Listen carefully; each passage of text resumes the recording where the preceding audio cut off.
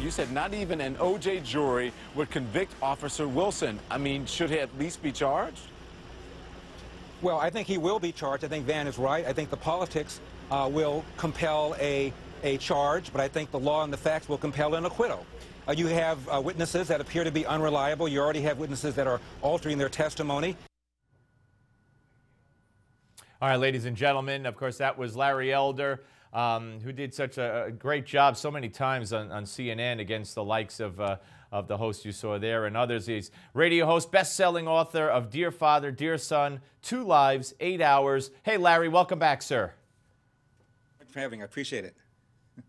Well, it's my pleasure. Okay, so let's talk about this. When and if this comes to fruition, as we've been told it will by reports all over the place, no federal charges. Of course, that's not a surprise to people like you and me who deal with facts and evidence and common sense. But do you think there'll be problems in Ferguson since it will be Holder who will be announcing that there were no charges?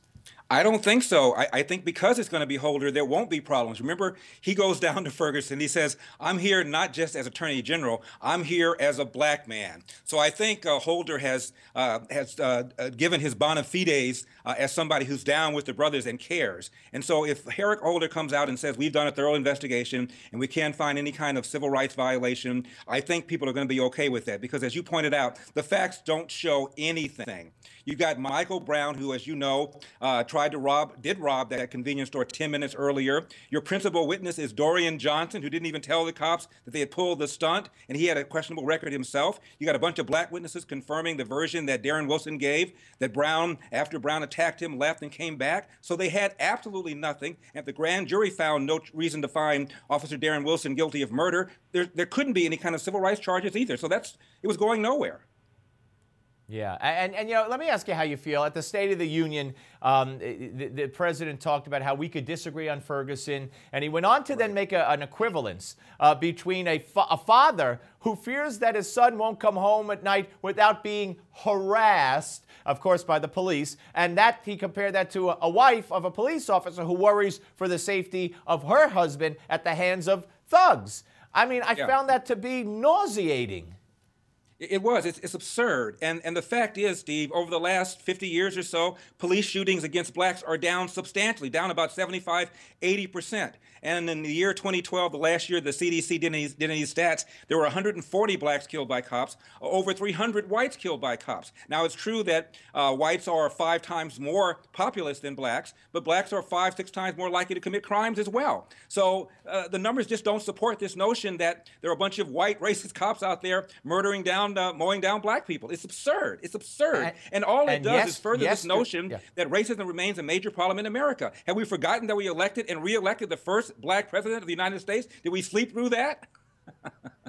Well, you and I don't have to be reminded. It has nothing to do with his skin color either. That he's been elected twice. But he did an interview with this Glozell, the woman with green lipstick yesterday, and she asked him about. She said, "I cut my husband's hoodies so that because I'm afraid that the popo are going to kill him, and he said, well, that's why I set up a commission, blah, blah, blah, because of built-in prejudices, because people are more afraid of black men. People tend to think that young black men are older than they are. And I'm saying, well, why was Jesse Jackson more afraid? Because, as you just pointed out, the statistics bear out that fear.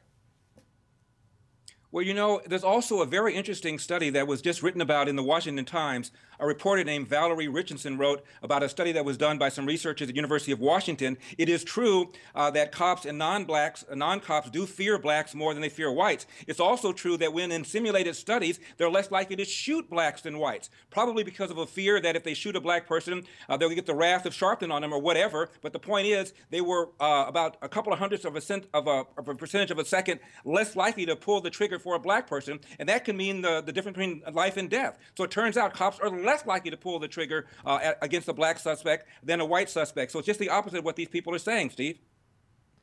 Yeah, no, that is a very interesting study. I had not seen that. Very briefly, we got less than a minute left. This whole Netanyahu blow up. Now Obama not only won't meet with him when he's here, now they're saying that to the Israeli Times that a prime minister will pay the price for this. I mean, this is really out of hand. This is the most hostile administration towards Israel that I can think of. You know, from the very beginning when Joe Biden came there and dissed them for building these so-called settlements in East Jerusalem, the time he left Netanyahu standing up there waiting to have dinner.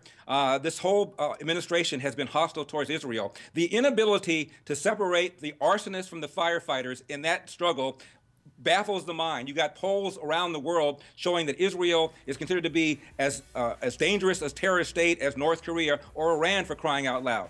The fact that we have a broken moral compass is a real problem in this world. Yep, absolutely. Well, that's spelled J-E-W, but you think the President of the United States wouldn't play along with that. Hey, Larry, have a great weekend, sir. Thank you. Not going to ask me about Deflategate? I got no time. Larry Elder, ladies and gentlemen. Don't go away, folks. Bye.